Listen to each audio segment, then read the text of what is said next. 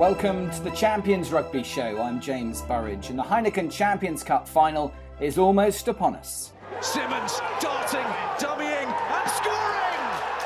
Chiefs surely now headed for the final. And Racing have to score, and the race for the final, and Imhoff gets there. Oh, that just might be one of the greatest moments in Racing's history. Exeter Chiefs take on Racing 92 as both clubs aim to win club rugby's ultimate prize for the first time in their history. I'm joined by a brilliant panel of guests, and we speak exclusively to one of the world's best players as we preview the Heineken Champions Cup Final.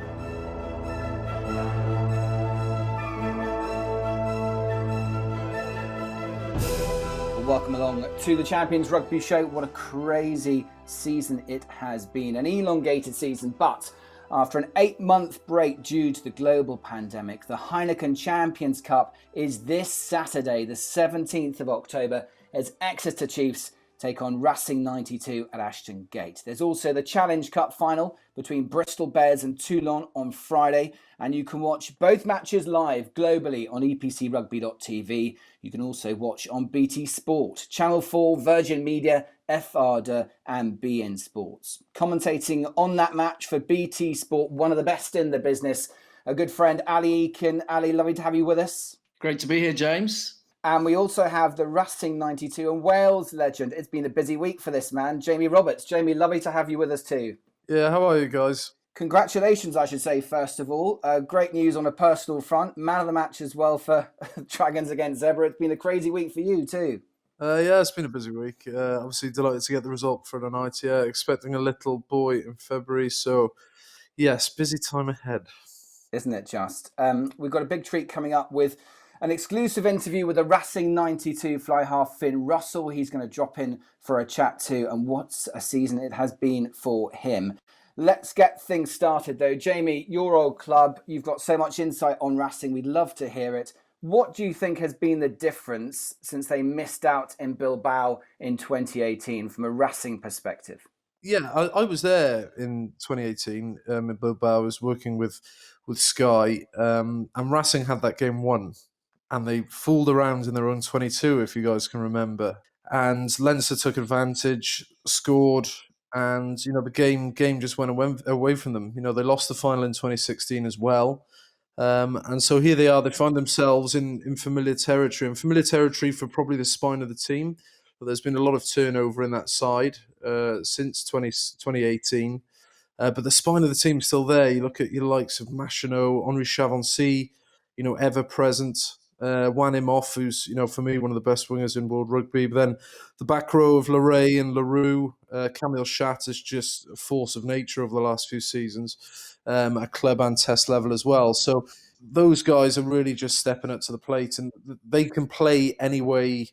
You can play the game in many ways. And when you look at different teams across the tournament, they all seem to kind of have an identity. Racing, with Finn Russell at the helm, they can play any game. They have a very strong power game. They can chuck it about. Their kicking game is spot on. The halfbacks, Teddy Riberen and Max Machinot are two very good kickers of the ball.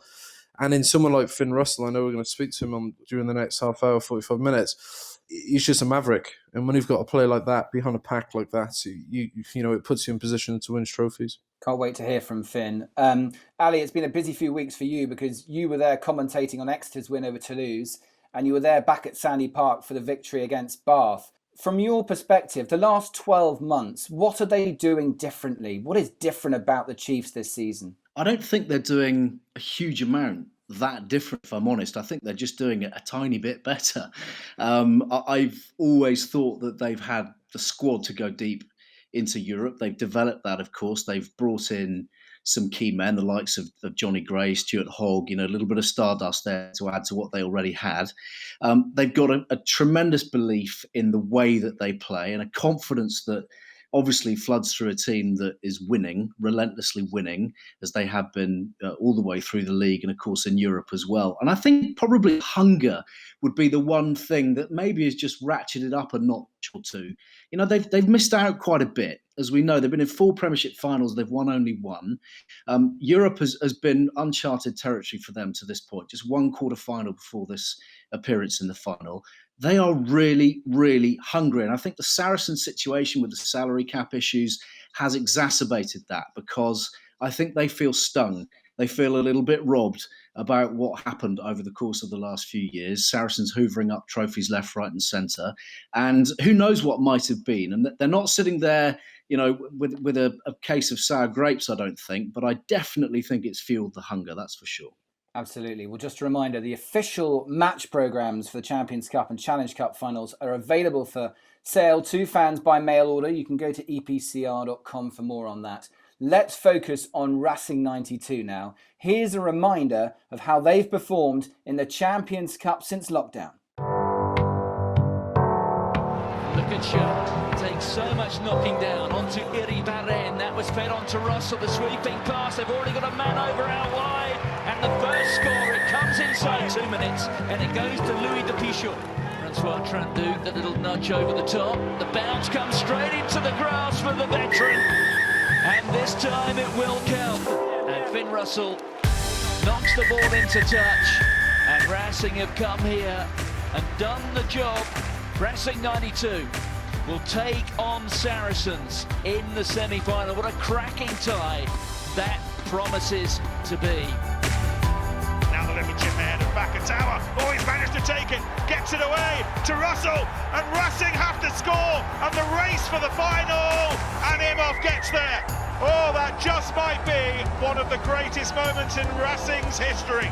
Oh, button has to be pressed. Maitland enveloped by Zebo, and Saracens' defence dies under a Parisian roof. The defence of the title over, and it will be a while before we see them again in Europe, but not Racing. Yes, they have certainly entertained us in this year's tournament. Ali Eykyn, I was struck by what Joe Worsley said a few weeks ago about Racing. He said they don't overplay anymore. They'll kick to space and wait for an opponent to make a mistake. But that's a dangerous tactic against Exeter because they just love possession.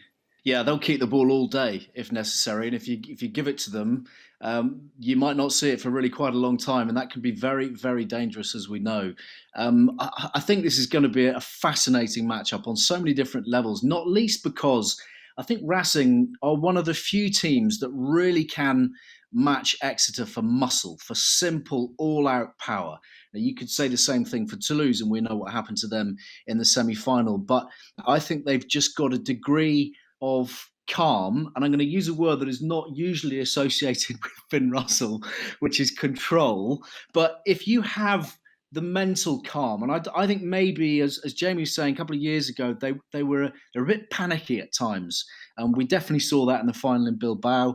We've seen it before. I think a few years back they'd have lost that game to Saracens, trailing as they were on the scoreboard.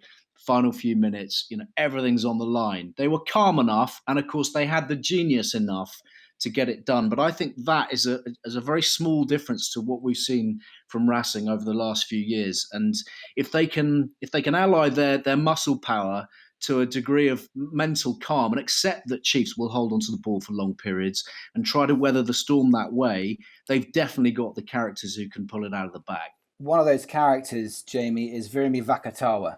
Now, this is perfect because you're a centre. You can give us this level of insight that we lack. Tell me what makes him out to be one of the best centres in world rugby right now. You say one of, I'd probably say the. For me, he's been European Player of the Year, if not one of the Players of the Year in world rugby. Certainly in last year's World Cup, frightening player. I remember turning up at Racing in 2013. And there was this young lad in the academy who was training with the backs. Could hardly speak a word of English. Don't know if he could speak a word of French either. And was absolutely carving the lads up.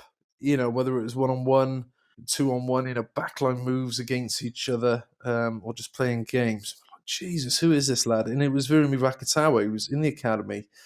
And I'm delighted that he's gone on to fulfill his potential. He's a frightening player. A lot of people in England purring about Semi Radradra and his influence at Bristol. I think this guy's another level. and put him in space. I think what Racing will do is they'll look at the game from the weekend. I looked at Exeter's semi-final against Bath. I watched quite a bit of it.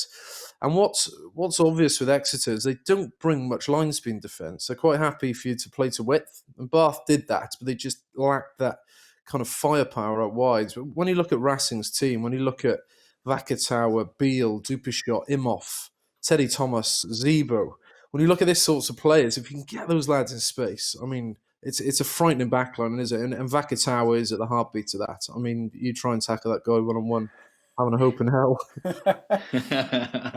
Al, I was struck by what Rob Baxter said on BT Sport the other day, that they are very happy just to defend for a long time in this final, because that's his test for him. That's his litmus test about whether his side are mentally tuned in, whether they're right for that. Conversely, what do you make of Racing's defence? Because if we go by the cliche that defence wins tournaments, wins championships, does Racing's defence against Exeter hold up? Well, it's a very good question. We'll find out soon enough, won't we? And of course, they will be asking lots of very different questions.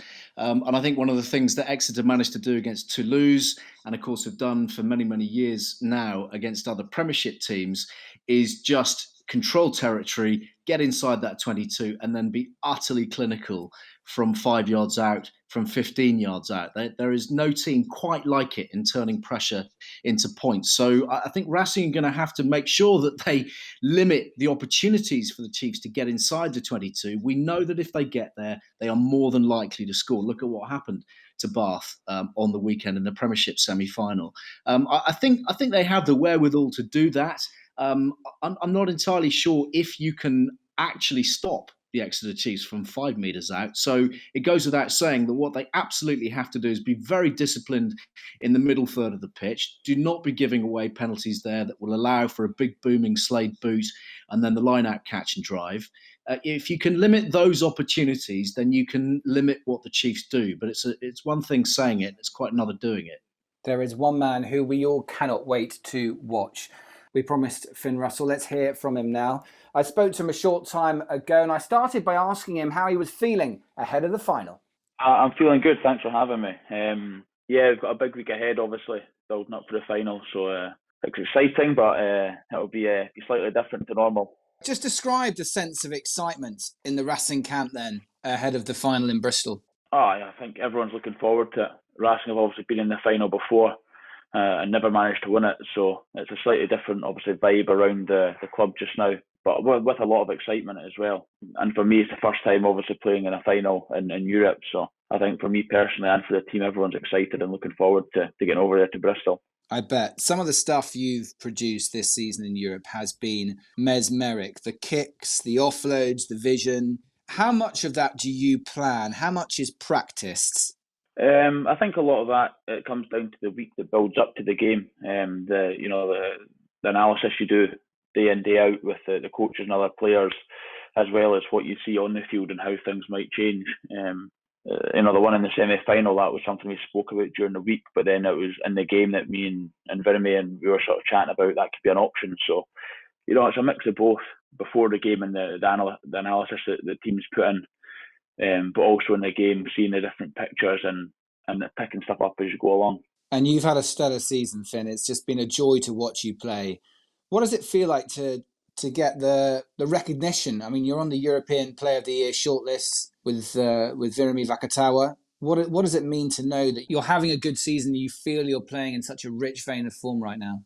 Oh, it's great. I mean, it's slightly different this year, obviously, with the break with COVID, but I mean, it's great to have that recognition. And, I know I've been playing quite well and the team's been playing well, so it's not just me. It helps with the boys I've got around me. And again, like I've said before, with having Virmi outside who's on the short list, it's having, for me as a 10, having the 13 outside who's one of the best in the competition, if not the best in the competition, it makes it a lot better. And it gives you confidence, knowing that you're playing well and, again, getting the recognition for that. So for me, it's great. I think, again, it's another first for me. So I'm just enjoying it all just now and just taking it in, just trying to ride the wave.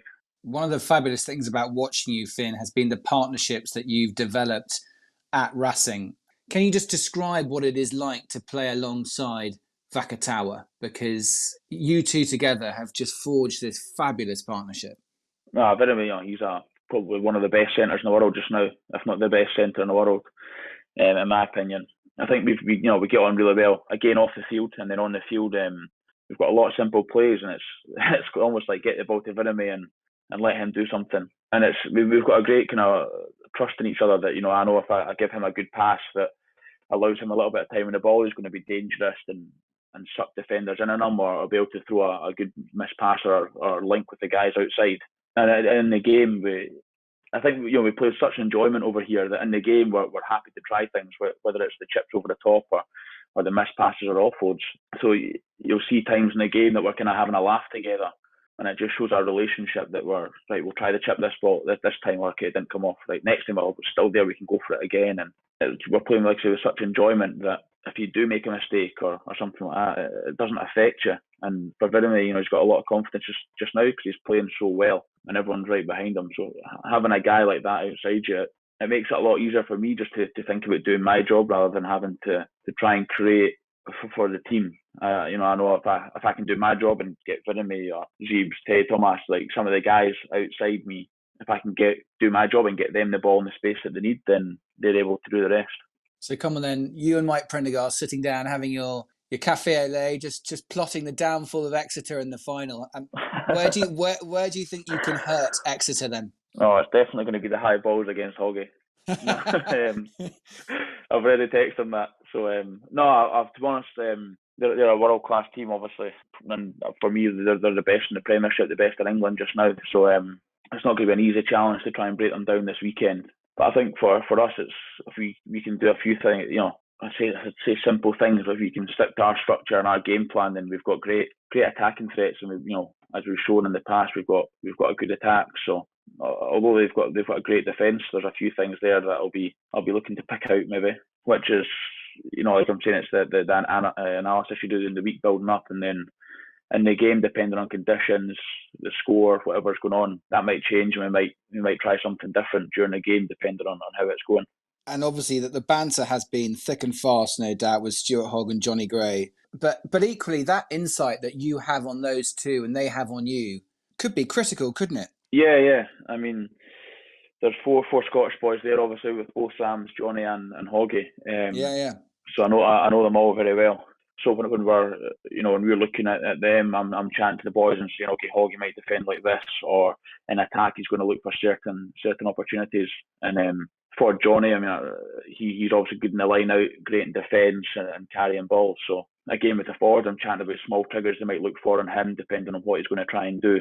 Vice versa, I'd imagine they'll be doing the same for me, as they know me, very well, and they know how I like to play. So it's a good thing knowing each other, but then it's probably going to be one of these things that you not overthink it, but I might think Hoggy's going to come into the line too early, and then he holds back, so he shows a different picture. And even though we know each other, things will change in the final, and depending on how we're building up for it, they might have a different defensive system or attacking system that they might implement just for this game against us.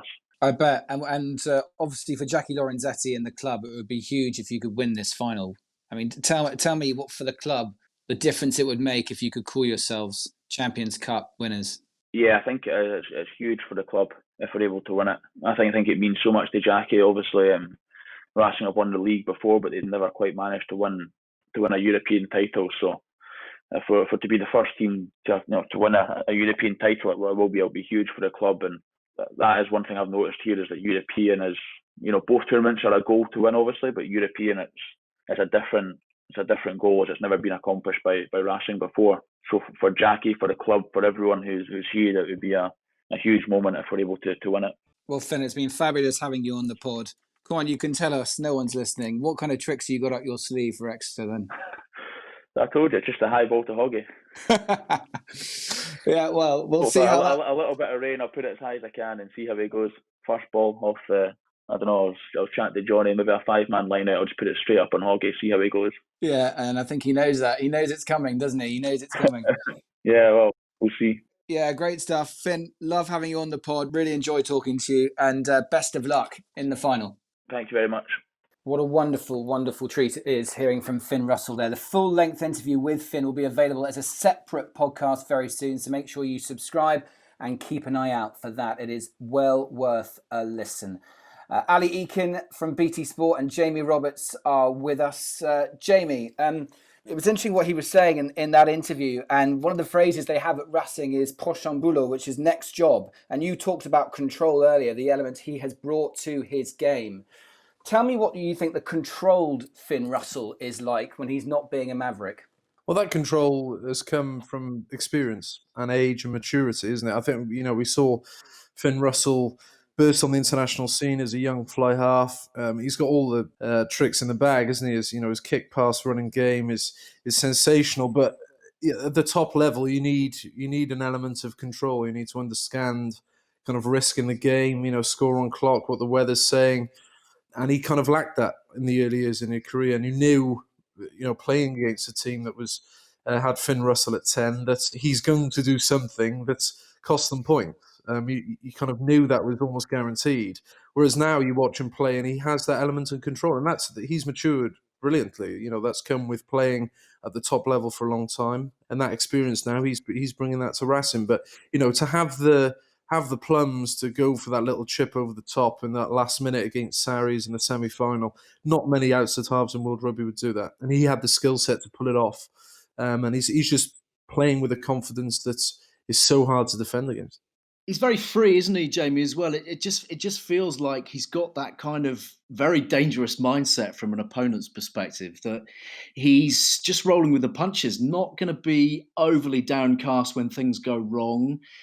He's going to try stuff relentlessly because he knows that at some point or other it's going to come off, just as it did in that 76th minute against Saracens. I just think from Racing's perspective, it suits the way they want to entertain everybody. He's just been, in a way, the perfect fit. They've obviously had some very high caliber 10s there in recent years, but I think you could argue that the likes of Carter and Sexton probably didn't produce their absolute best rugby whilst they were with Racing, whereas Finn Russell has gone there and has been totally liberated by the whole process.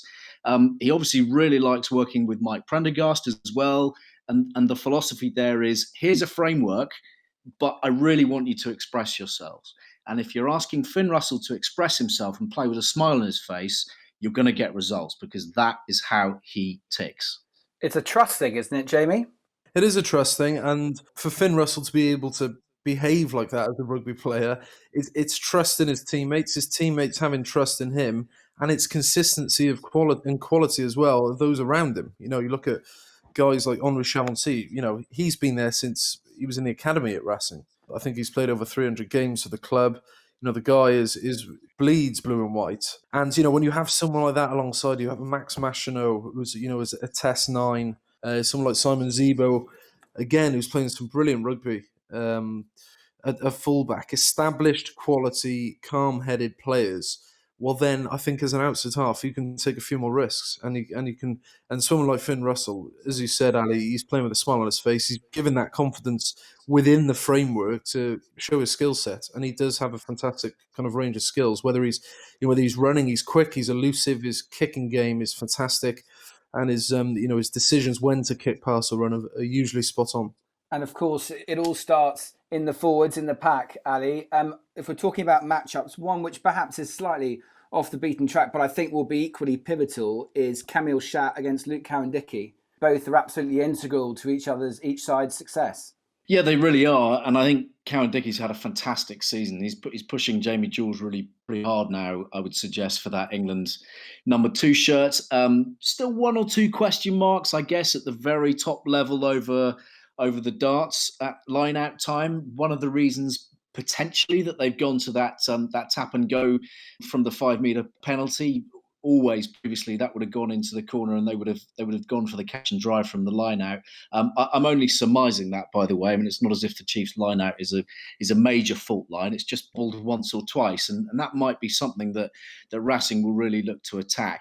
But in the loose, just like Camille Chat, he's devastating. Just another rolling massive muscle, basically, along with the likes of Dave Ewers and all the rest of his friends. Racing, of course, are not light in that department, but those two going head to head will be mouth-watering. Can't wait for it. Won't they just? Well, next we'll be telling you what Exeter Chiefs have to do to beat Racing. Hi, I'm Simon Zebo, and you're listening to the Champions Rugby Show. Let's turn our attention to Exeter Chiefs. Here's a reminder of how they made it through to Saturday's showpiece.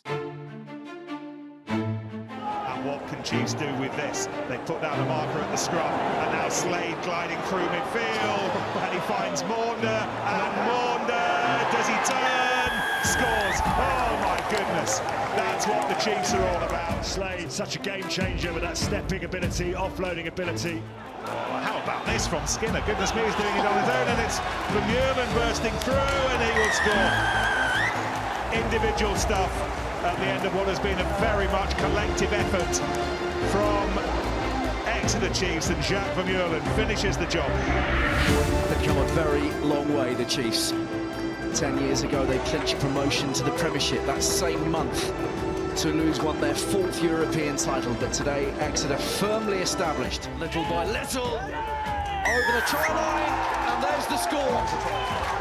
The dam bursting eventually. Simmons darting, dummying, and scoring! Chiefs surely now ready for the final.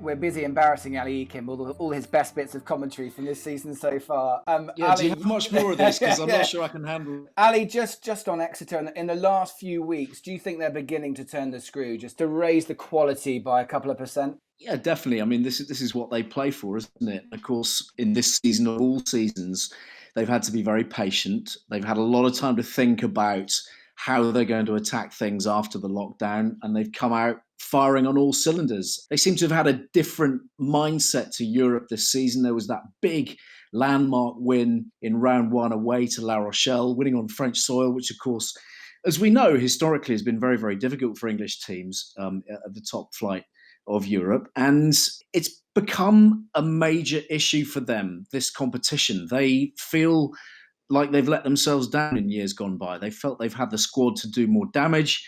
They've fallen short, just one quarter-final up to this point. They're better than that. And of course, maybe the Premiership has taken their focus for the last few seasons. But now I think they're equipped with their squad depth, with their confidence and belief. I think they're equipped to fight on both fronts, as witnessed the 2 finals. And they know that this is their moment. Saracens are out of the picture, for better or worse, on both fronts. And they can really put themselves into the history books over the next fortnight.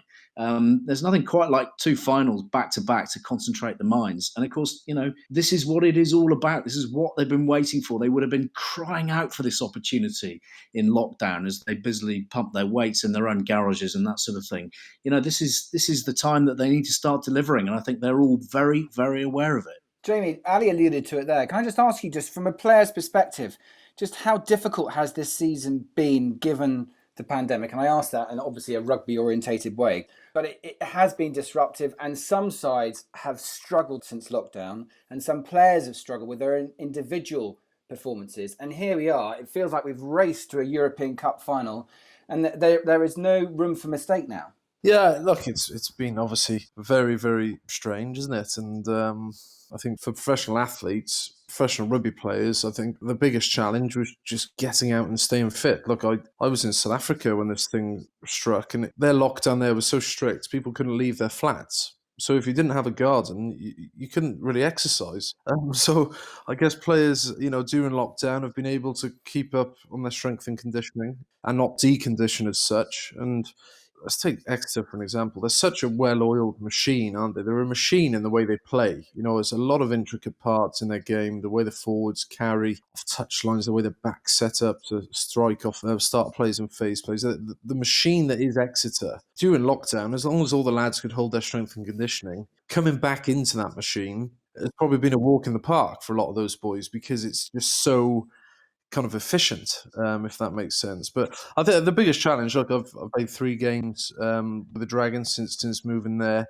It's just the motivation and the buzz. On a personal note, I love the buzz of the crowd, the pressure, the adrenaline, and obviously there is none of that. And so trying to find that buzz and energy, you can hear every word of what's going on the pitch as well. And so any scrum that goes down, you've got both sets of players screaming, trying to convince the ref that, they've won that scrum, or trying to kind of psychologically convince each other that they had the upper hand in that scrum. But you can hear everything. Whereas, when there's a crowd there, you can't hear all that small talk. So that's quite funny. But yeah, it's been a strange time for all rugby players. And look, it is what it is, I guess. Some players have taken on the challenge of coming out of lockdown better players, better athletes. They've been studious, whilst others might have taken their foot off the gas and maybe lost a bit of form. But I guess, the next few weeks, now they're back in with their clubs, allows them to refocus on the new season. I asked you about Vakatawa a moment ago from a Racing perspective. Can I get your rugby analysis on Henry Slade? Yeah, look, he's a top player, and again, another player who's got it all. He's quick. He's got an outside break. His footwork's great. His passing game, his kicking game. He's just that all round player, isn't he? And he's a big player for the international side with England as well, and has been for the last few years. I just love the way Slade slots into that backline. He can play at first receiver. You put him out on the wing, he'll finish tries for you. You put him at second receiver, he's a huge threat. And alongside someone like, whether we see Devoto play on the weekend, he played well in the Prem semi-final, or they bring Witten back at 12. That'll be a very interesting selection, especially with the Premiership final the following week as well. But for me, the standout player in that backline this season has been Joe Simmons. Captain, he's very young. He's obviously a leader within that team. Being an outside half would make you a kind of leader automatically. But the way he's stepped up, again, a guy who, whether we see him become an England international this season or next, he's no doubt in the conversation. And he's really taken a huge step forwards in his game and is showing huge signs of maturity and has got them to this final. Both the Simmons brothers, Ali, have been devastating this year. They've really come of age, haven't they? Yeah, they really have. You've got to remember Joe Simmons is only 23. They brought him into the leadership group at the Chiefs last season, I believe, just because they knew quite obviously he was going to be taking over the mantle from Gareth Steenson, who'd been there forever and achieved so much. He is quite a naturally shy bloke. If you go and interview him, he's not an effusive character. He's quite reserved, I would suggest. But on the pitch, you can see that he has been transformed, quite happy bossing people around, quite happy just making sure that everybody's doing their job. And he's got a very clinical element to his game. His decision-making seems to be excellent. We've seen those slicing breaks, maybe just coming in last 15, 20 minutes when the game's broken up a little bit. He doesn't actually get asked to do an awful lot by Exeter, which might sound like a funny thing to say, but I always think it's quite difficult to evaluate just how good Joe Simmons is. I think he's exceptionally good. We all do. We recognise that. He's playing in the best team in England at the moment as their fulcrum. However, the way they use both him and Maunder, they're kind of a conduit between the backs and the forwards. He doesn't boss a team around the park in the way that Owen Farrell does, for instance, for Saracens in England. He is exceptionally good at doing the jobs that Exeter ask him to do.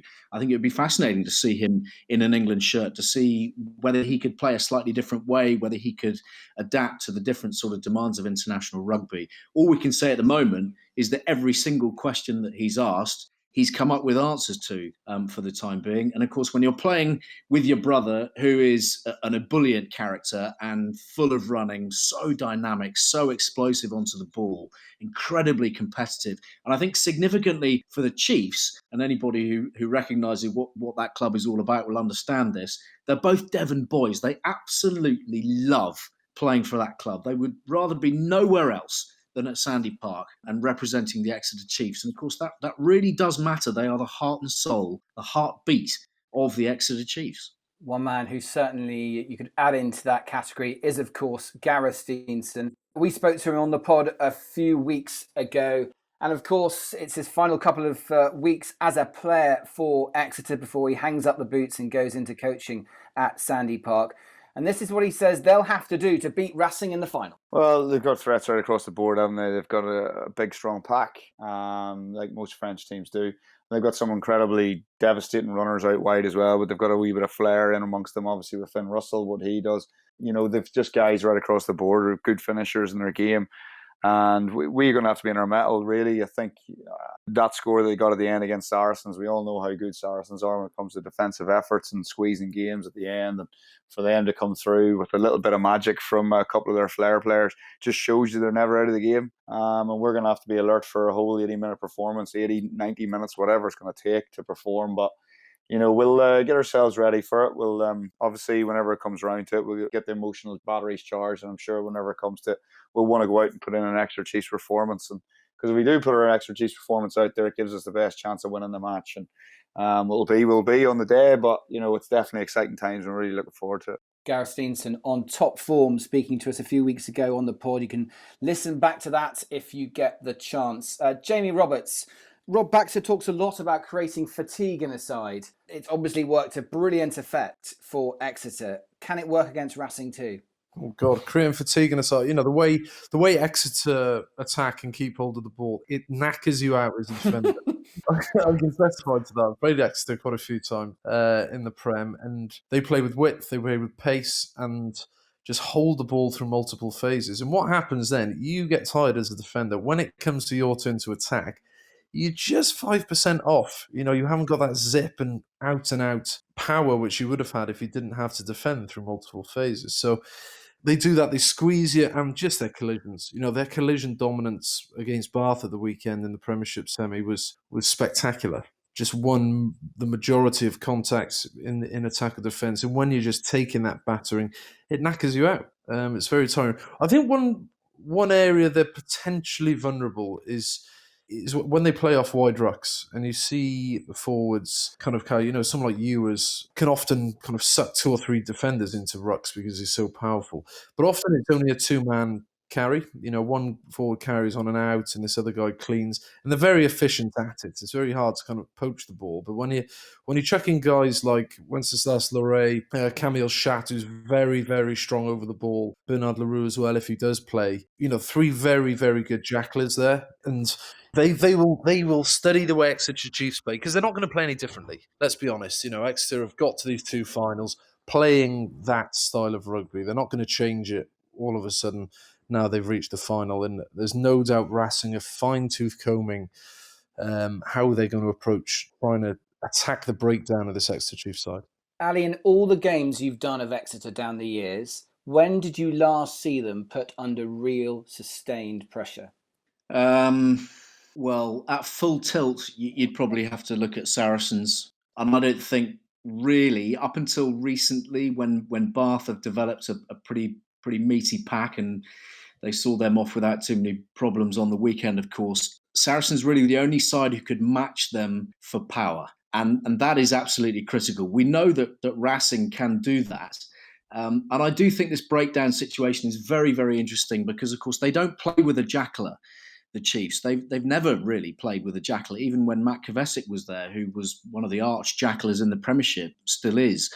He was asked to play in a different fashion. They play 3 back rowers, and they're quite happy having 13, 14, 15 people on their feet spread out across the defensive line, and not really committing too much to the breakdown. Every now and again, they've got players who can do it, absolutely. Simmons and Cowan-Dickey, they can do it, but they're not specialists on the floor.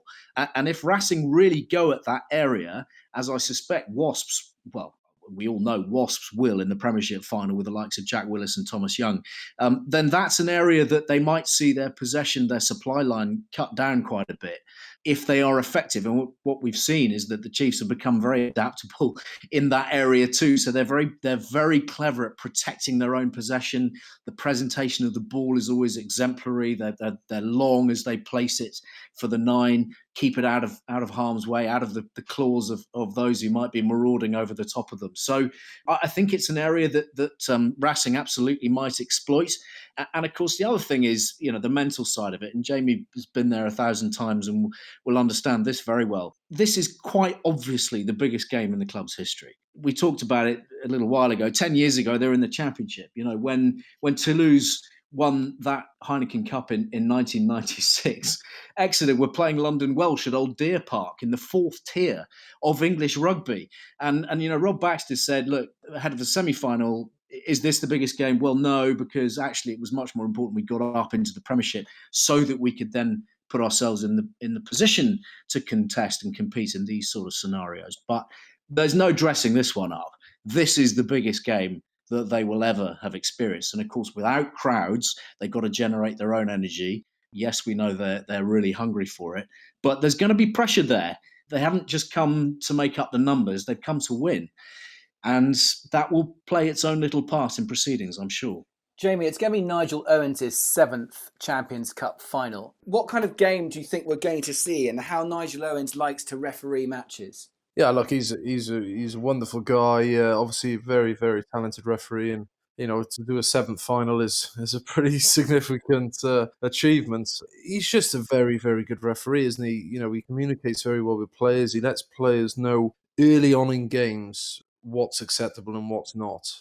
And, both sides, here I am preaching that a French side has a very good discipline in their team. That's one reason why Racing now are different to the Racing of old. Their discipline in their team is fantastic. Their defensive discipline, their decision-making around the contact area.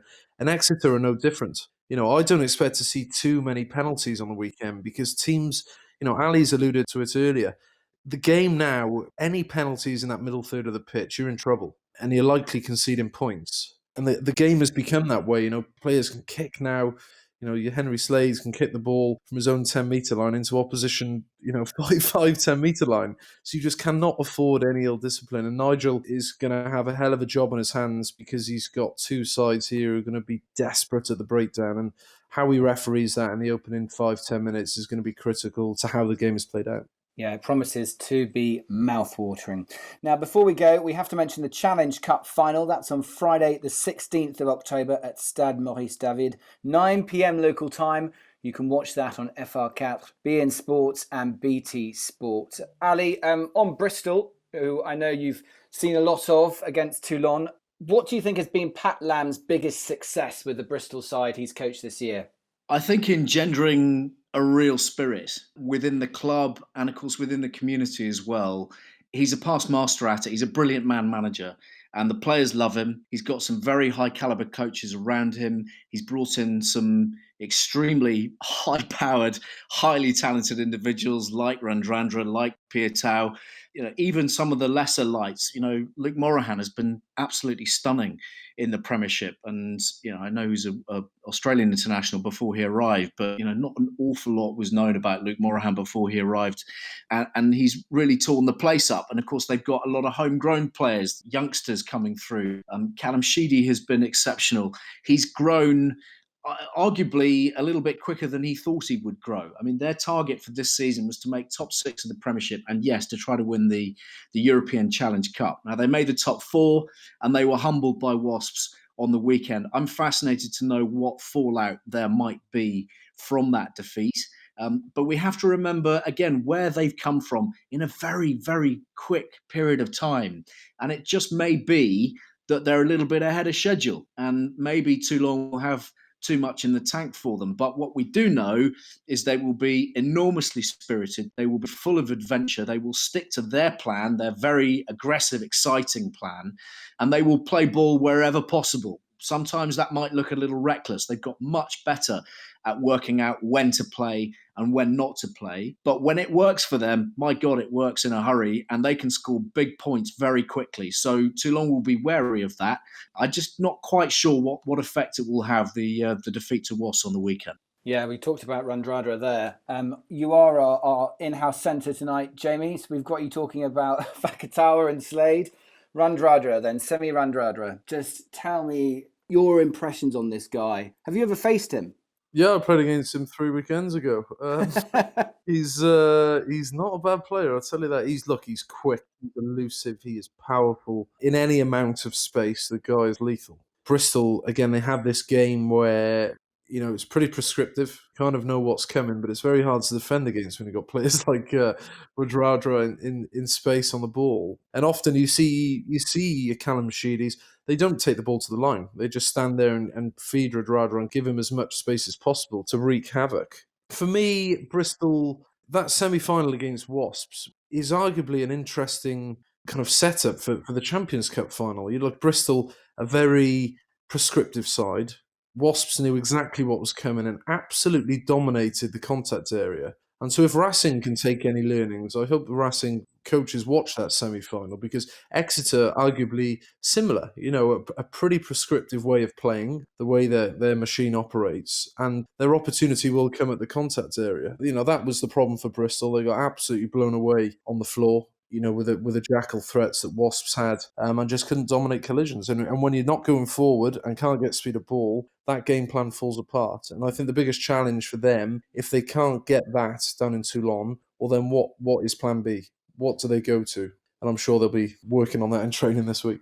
Mr. Andrada is one of the EPCR European Players of the Year. He's on the shortlist. Also Stuart Hogg of Exeter, Finn Russell of Racing, San Simmons of Exeter, and Virami Vakatawa of Racing 92. The winner and recipient of the Anthony Foley Memorial Trophy will be announced following the Heineken Champions Cup Final in Bristol on Saturday, the 17th of October. Ali Eykyn, who would you pick? Goodness, I mean, so many fantastic standout performances. For me, I think it's Vakatawa. I mean, there have been moments when he's really taken the breath away in this campaign. And we have to remember what he was up to before lockdown as well. I think it's very difficult in this season that seems to be never ending, that we forget what happened before COVID. But he was tearing the place up. I mean, he really, really was. And the range of his skills, the power that he has, obviously the speed, but the deft handling, and just that awareness of space and awareness of the moment, the clarity that he seems to have at the all-important moments when it's allied with a guy like Finn Russell, absolutely lethal. I'd go for Vakatawa. Jamie? I'd agree. Well, that was simple, wasn't it? That's the easiest call we've made all evening. And a final call on the Champions Cup final. Ali Eykyn, who's going to win the big one?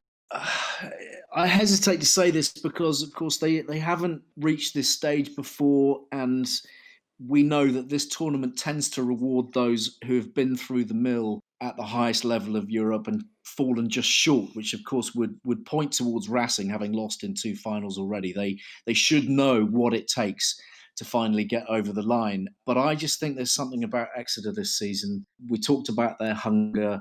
They're incredibly efficient at what they do. Everybody knows their roles so well, and they are brimful of belief. And I think they know that these next 2 weeks, may well define the history of their club in terms of success. So I'm going to go for Exeter. Jamie? If it's dry, Racing to win. I think if it's wet, I think Exeter. I think they have a better control at half-back, and I think they have the bit of a set-piece upper hand over Racing. So, yeah, I'll go. I think if it's drizzly, if it's greasy or wet, I think Exeter will produce the goods. If it's dry, I think Racing will score some brilliant, brilliant tries. I'm excited by it. Great stuff. Jamie, it's been fantastic to have you on the podcast for this. Who have you got next? Back to training this week, no doubt? No game. So I'm actually working at that final down in Bristol Saturday in TV capacity, and then Ulster away. Good stuff. And Ali, you're commentating for BT Sport, I think, and it'll get your pulses racing this on, won't it?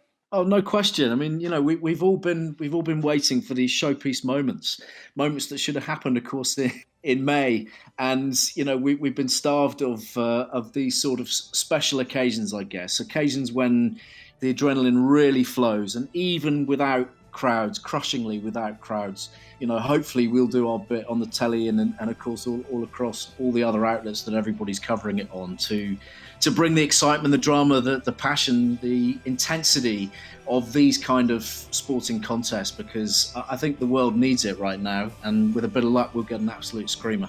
Fellas, thanks so much for your company. BT Sports, Alastair Eykyn, and of course Jamie Roberts joining us on the pod. Thanks very much for listening. A reminder, you can watch both the Heineken Challenge Cup and Champions Cup matches globally on epcrugby.tv from €1.99 for live action of the finals weekend, and you can also buy programmes for both finals via epcr.com. Remember to subscribe to our Champions Rugby Show podcast using your favourite podcast provider and leave us a review. But for now, from me, James Burridge, it's goodbye.